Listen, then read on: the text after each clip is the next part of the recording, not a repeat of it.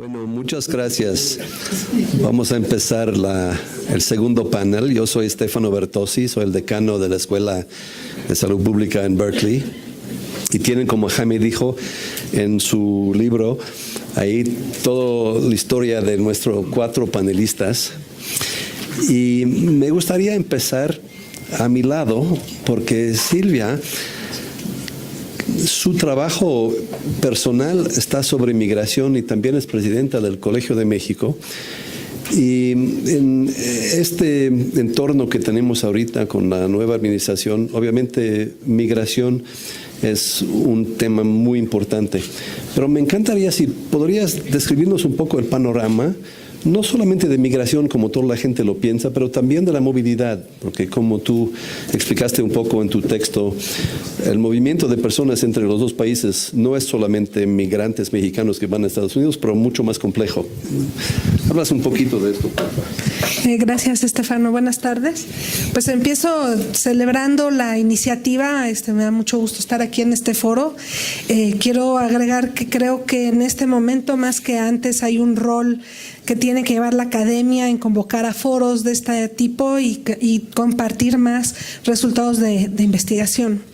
¿Y por qué hablar de migración en un foro sobre salud? Creo que ya salieron algunos de los cruces en el panel pasado. Pero yo creo que es muy buen momento para intentar armar una narrativa diferente de la migración. Lo que estamos viendo ahorita en la coyuntura nos alcanza en un momento en que llevamos ya, yo diría, unos 10 años de cambio en la dinámica migratoria entre México y Estados Unidos. Y yo quiero tomar un concepto que Patricia Gándara de UCLA usó hace más o menos también 10 años en un panel donde hablaba about the students we share, los estudiantes que compartimos. Y yo creo que podemos ampliar el concepto en una nueva narrativa de la población que compartimos. Y muy brevemente lo que diría es, estamos en un momento en donde la migración mexicana hacia Estados Unidos está en su punto más bajo en la historia de este siglo, ¿no?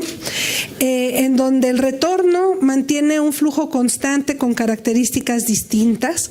Por eso, aunque esté en la migración en sus puntos más bajos, todavía hay un intercambio de población continua. Cada año más o menos se van alrededor de 180,000 mexicanos hacia Estados Unidos y cada año está regresando o viniendo población de México, de Estados Unidos hacia México en 200,000 más o menos. Entonces, aunque esté bajo, hay un intercambio muy importante de población y que además tiene otra característica. Tenemos ya en el caso de México desde finales del siglo pasado cambió la ley a la doble nacionalidad. Entonces tenemos un componente importante de población de doble nacionalidad que tiene la posibilidad de ir y venir y que lo estamos viendo en el caso de la población de menores de edad que están viniendo de Estados Unidos a México con sus padres, ya sea deportados o que retornan voluntariamente. Y esta es una población que hacia adelante, si uno lo imagina, pues va a tener un proceso de movilidad muy amplio y la posibilidad de seguir ese intercambio entre los dos países. Y creo que ese es el primer punto en el cambio de la narrativa. Y el segundo punto en el cambio de la narrativa tiene que ver con la idea de la vulnerabilidad de la población migrante. La coyuntura nos hace evidente algo que no es nuevo, ¿no? Estamos ahora discutiendo sobre la situación de los retornados, el conflicto que implica la inserción escolar, pero todos esos son problemas que podemos anticipar porque son vulnerabilidades que ya estaban y que se acumulan al contexto nuevo.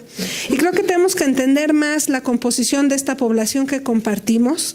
En este caso específico que estamos hablando de migración y salud, pues hay problemas de salud que están muy vinculados con la migración en movimiento per se, que están vinculados con la vulnerabilidad en términos del estatus de indocumentación, como bien se mencionó en la mesa pasada, por ejemplo, con el tema de salud mental y las consecuencias de la separación familiar, y que está relacionado con otro que es un tema que yo no he oído mucho, pero que también se vincula con el panel pasado, que es, aunque la población mexicana en Estados Unidos sigue siendo una población principalmente concentrada en edades laborales, va hacia un proceso de envejecimiento que también va a ser más importante discutir este problema de la atención de enfermedades crónico-degenerativas y que nos lleva a discutir, y con esto cierro mi documento, mi intervención en 2 niveles, ¿no?